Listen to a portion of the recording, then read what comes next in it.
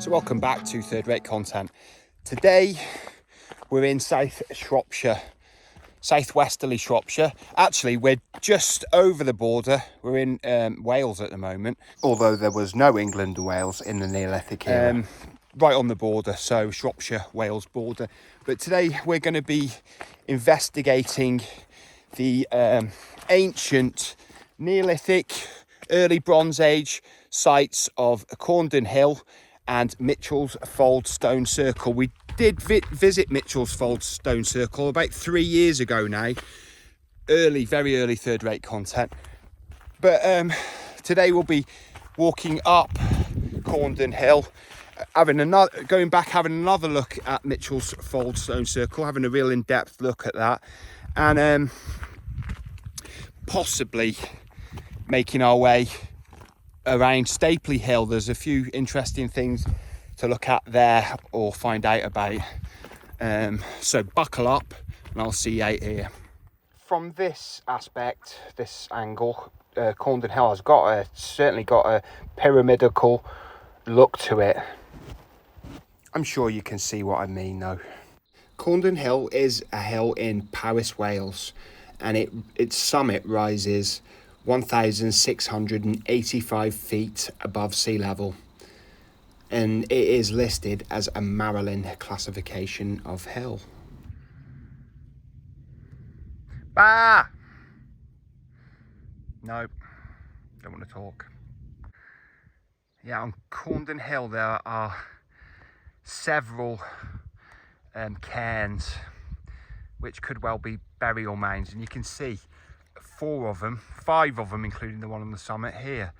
They're thought to be Bronze Age burial mounds with stone kists underneath them, which contain the remains of the individuals buried there. They're thought to. We don't know for sure. We don't even know really whether they're Bronze Age, but they're there. Just to clarify, a kist is a stone box. This one is a Wikipedia image, and it is not from this area. It's just for an example.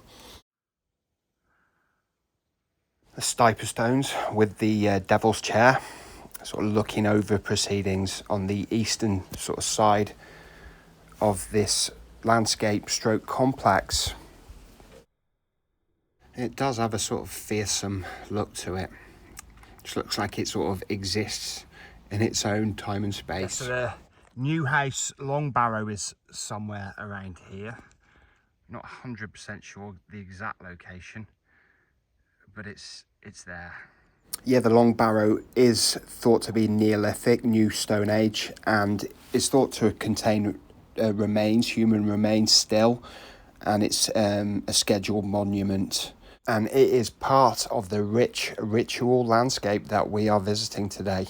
And at some point, I would like to get a closer look at it. Just making our way up Corndon Hill now, but we've come across the first of the visible stones that we could see from down the hill. But we'd get up close and have a look. Now, it's not known exactly how these stones got here. It's not known exactly how any of this stuff happened, or whether these are broken remains of one of the several stone rings in this district locality that were destroyed in the 19th century. In the 19th century, late 19th century. And it was kind of the age where it was all about man and his technology overcoming everything as well with that, so they used to use dynamite to blow them up. Yeah, it's just a shame that the ones that lasted so many thousands of years got blown up so recently comparatively. And although we're struggling off the track a bit here, you just wonder how long this trackway has been in use. It could have been a ritual ceremonial pathway for thousands and thousands of years. And there are stones of unknown origin strewn throughout the undergrowth. You're just tripping over them if you're not on the path. Yeah, I think we've got another cairn here. Like I said, they're dotted all around Corndon Hill. I'm glad I didn't wear my shorts today. There is loads of nettles and loads of bugs crawling around. You know, here we are, late July now. Yeah, we're about halfway up Corndon Hill now. Well, I just noticed, just sort of there definitely looks like something ancient. That to me looks like Newhouse Long Barrow. Yeah, it says on the Ordnance Survey map that hill is called Llanhwawr, which means big hill in Welsh. But then I've also heard Corndon Hill is called Llanhwawr or Llanhwawr, which, like I said, means big hill. And let me tell you, it is a big hill. Still got half of it to do. We'll get there though, I can assure you.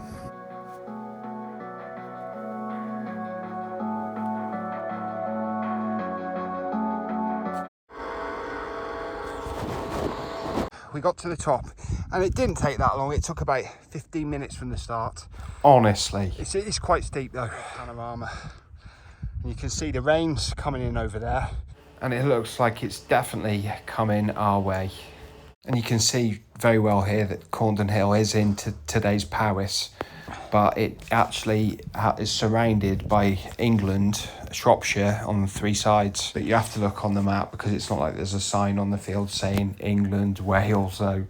But the border is a bit strange around here because, like, for example, if you're driving from Shrewsbury to Churchstoke, you drive into Wales, out of Wales and back into England to Churchstoke, which is in England. The border sort of spurs out. That is Churchstoke. So we're a lot further out than you'd think by the drive from Minsterley, in my opinion. And here is the cairn at the summit of Corndon Hill. It is thought to be early Bronze Age. But I'm sure some of these stones have been added to over time, and the original remains, human remains, are sort of under stones at the very bottom of the cairn. Although you'd have to be pretty robust to carry stones this size up the hill, if there isn't any closer up at the summit to hand. You can definitely see why our ancestors built around here. The view over to the Black Mountains in Wales, although partially obscured today, is really spectacular. Yes, it's getting closer and closer. I fear we are going to get wet on our way down the hill. And even on a day like today, it's not an awful day, but just where the clouds come in, the view is just still amazing. And there is supposed to be another partially dismantled, or the remains of another stone circle just around here somewhere. I think it's called the Whetstones or the Horstones. I get them mixed up, but another YouTuber I watch, Traveller in Time, has discovered the other complete stone circle. Out of the original 5, there is still 2 remaining, including Mitchell's Fold. He discovered it earlier on this summer, and I would like to visit that myself at some point. Yeah, and something else looks like it was here, just behind the cairn. Looks like there has been fires here. I don't know if they were natural occurring heath fires or what, but maybe some of the stones on the cairn that have been put there more recently came from here. I don't know. What I find really interesting up here, I haven't seen any videos of people visiting it, and I can't find the exact location, but there was archaeological work done in the 1950s that did state that pickrite axes and tools were mined on Corndon Hill, and they were found all over the British Isles, and people did have them in their burial sites, pristine ones that they hadn't even used, so they were that well thought of. It was kind of like the DeWalt perhaps of its day. I'm sort of generalising there. Yeah, and there's another hill fort just around here somewhere. I'm not going to be visiting it today because it's quite a bit further than it looks. Yeah, that would be Roundton Hill Fort and Nature Reserve, so that's on the list for a future visit possibly. Yeah, the Callow Hill, that is another hill fort. We did visit it 3 years ago when we were up here. Yeah, and I'll just say, my very first job ever, when I was like 15 or 16, was working in Morrison's on the tills in Shrewsbury. And when I was sitting on the tills, on the one till, you could see through the houses of Old Heath and see the Callow and some of the hills just through the gaps in the houses. And I used to sit when I wasn't serving anyone, just look at them, and I had no knowledge of ancient things, Neolithic things, hill folklore and all that, but it affected me when I looked at it and I didn't know how. It's only all these years later, with a little bit of research and history, that I'm sort of starting to understand the draw of this complex of things, late Neolithic and early Bronze Age. There was definitely something going on up here for a long time.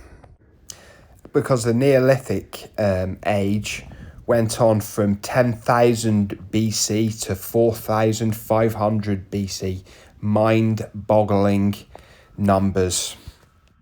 And that's not even mentioning the Stone Age, which went on for literally millions of years.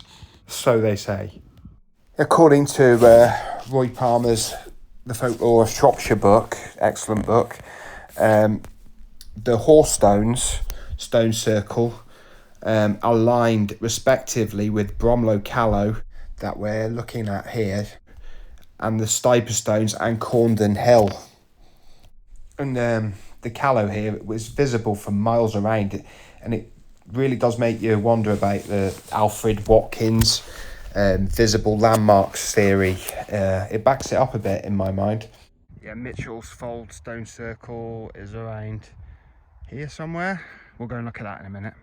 In fact, we'll go and look at it now. Yeah, was this sort of ridge of stones just built by the farmers of the locality to sort of mark the boundaries of the fields? Or are they much older? It's very confusing, and it's difficult to come to a firm conclusion. Beautiful and probably ancient lichens themselves on this ancient piece of addressed stone. Yeah, just getting off the hill as the rain comes in. And it's about a quarter of a mile from the car park to the walk up onto the heathland of Mitchell's Fold. One of the cairns of Stapley Hill looking on in the background there. And to me, it looks mysterious and enigmatic. Yeah, just before we get to Mitchell's Fold, it's just behind us, there is this outlier. Yeah, and it's unknown whether this standing stone is a cairn, signifying a burial ground of someone from the distant past, from time immemorial, or it was just put here. To be fair, I don't think, I think it is some significance to this, with its position, with Mitchell's Fold just behind us over there. I must say, I recently bought Children of the Stones, the 1970s HTV kids programme. I don't think they'd show it for kids today. It involves Avebury stone circles and a kind of science based on the stone circles that involves magic, basically. Yeah, we just had a really bad rainstorm. It came in as I was walking down Corndon Hill, and I just had to duck into the car, spend 45 minutes just sitting in the car. But I did some video editing while I was there, so it was time well spent, actually. You can pause it and have a read if you wish. But as you can see, there's many sites, many ancient sites just in this small locality. Yes, so there are actually 12 stones left in Mitchell's Fold stone circle.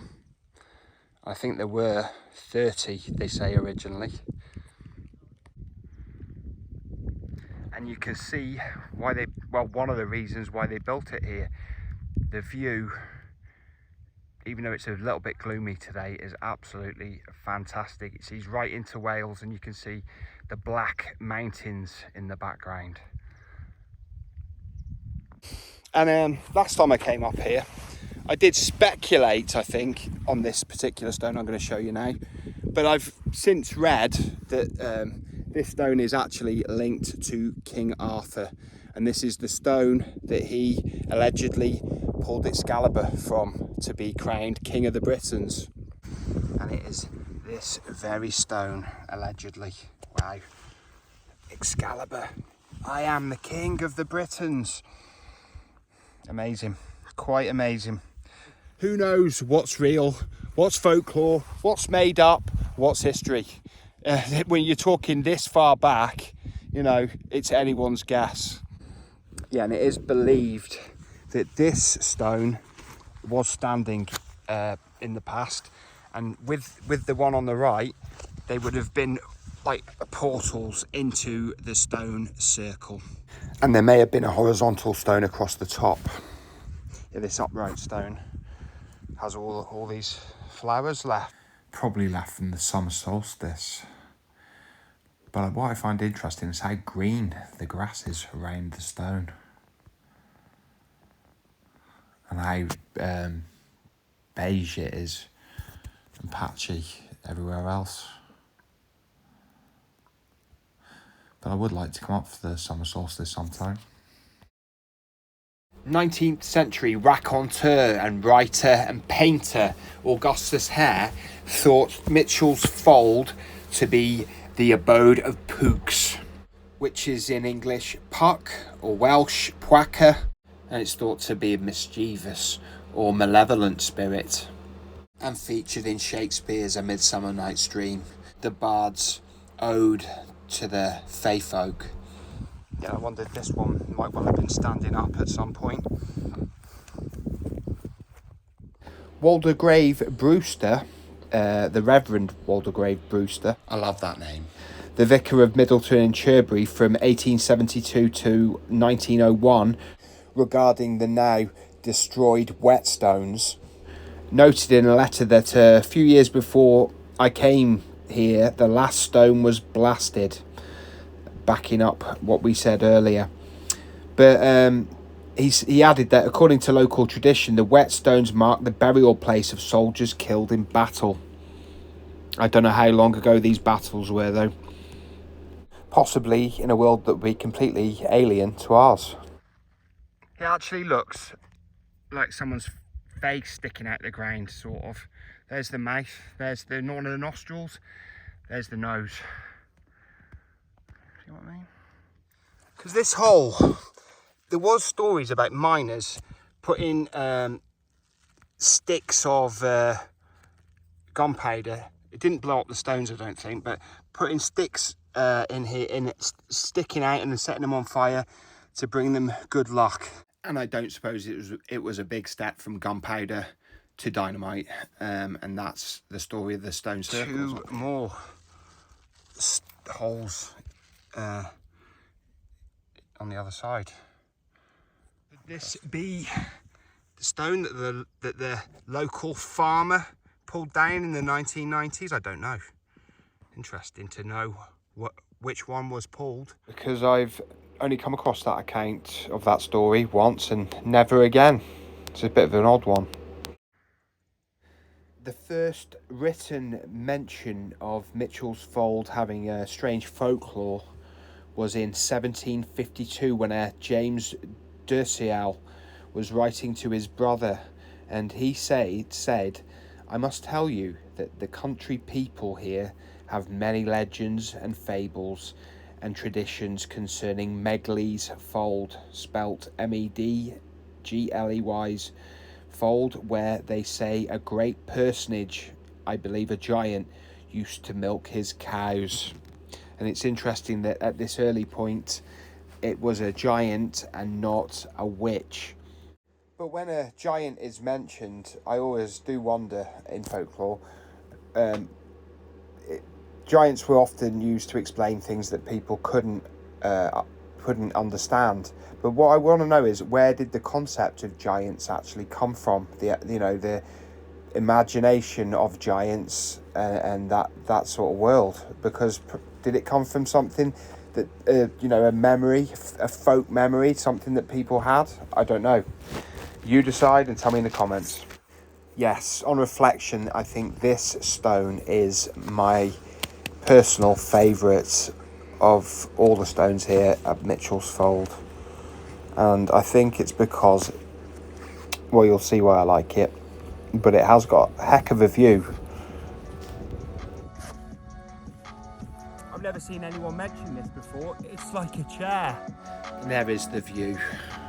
Stone circles were sometimes known as Roman stones in later years from the 1600s on, because when Catholicism was outlawed, open air Catholic masses were sometimes held at places like Mitchell's Fold and the Whetstones. And it would have been the clandestine nature of these gatherings associated with these ancient stones that in the people's minds at that time, the sort of ignorant people's minds, associated the devil and witchcraft with Catholicism in England.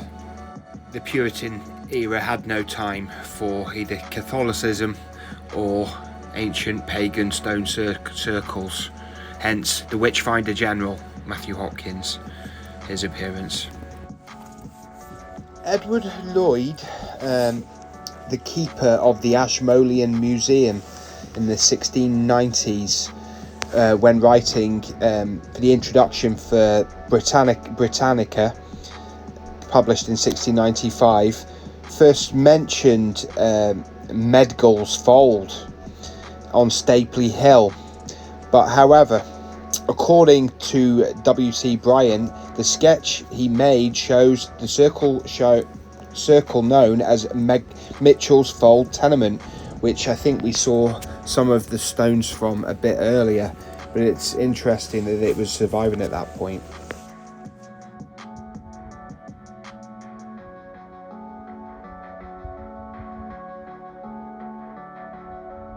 Yeah, we are in a super remote part of the British Isles. Well, it is to me anyway. There's hardly any houses around here, but you have got this one just through here, and I think it's a bed and breakfast. And I think there was a stone circle here up until late 19th century. I think the Druids stone circle. It's not here now though, sadly. Yeah, we're just making our way up Stapley Hill, and there are several Bronze Age, Neolithic things up here. We're going to see the cairn on top, hopefully, but there is a cave around there somewhere, just around the side of the hill. But unfortunately, it's on private land, and you do need the permission of the landowner to visit it. And I haven't got that today. Maybe in future. Because there was a Ice Age lake around here. And the remnants of it are known as the Marsh and the Black Marsh, all round the bottom of Stapley Hill. Obviously, we're on the heathland here near Mitchell's Fold, but just the other side, it's marshy. And these marshes are said, horsefly, sorry, were said to, and there's loads of flies around here today, were said to be loads of stuff going on there, like primordial swamps, massive trees with their roots going all over this part of Shropshire, even if it was Shropshire then, and other things, spooky things. We have another of the standing stones, although it's not standing, it's laying. The laying stones, the cow stone, or the dead cow stone, is known to others. It may have been standing up at some point, but it's not now. But again, we don't know anything about these. They were put here by persons unknown, times unknown. You know, the historians can sort of kind of tell us when it was, but they don't know. Nobody knows. And I know I always say I'm not a historian. I just like history themed walks and learning with you. But it's all speculation when we're going back to the Neolithic times and the early Bronze Age, although the Bronze Age was so much closer to us than the Neolithic, the New Stone Age, because that went on for so long. The New Stone Age went on for so long that it's almost mind-boggling, the numbers involved. And then the Stone Age went on for even longer before that. So, I don't know, it just really piques my interest, this ancient civilizations. Stapley Hill beckons. These stone rows do seem to run in a line up to the summit of Stapley Hill. I would say they were placed here. The traveller in time. Mention these stones all in a row on the way up to the summit of Stapley Hill, and I've got to agree, they are in a dead straight line, so they may have been placed here, but who knows. But they do say there's no such thing as coincidences, so you know, they might be right. Got these little gullies that are lined with stones, so again it almost looks like they were placed here. They don't look like they just randomly came out of the ground. Interesting. The stones are strewn all over on the way up.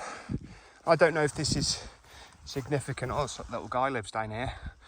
I wonder if it's not the faith folk. I don't think it's an actual stoat or something.